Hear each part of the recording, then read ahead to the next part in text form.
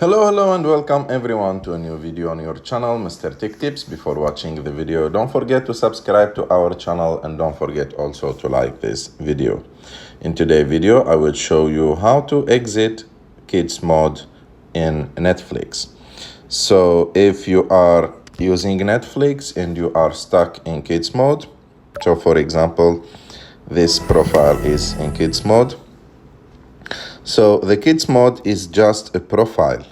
So to get out from the kids mode, as you can see here, like I will show you, you have just to click on my Netflix. And as you can see, this profile is kids profile. So it shows only shows and movies suitable for kids.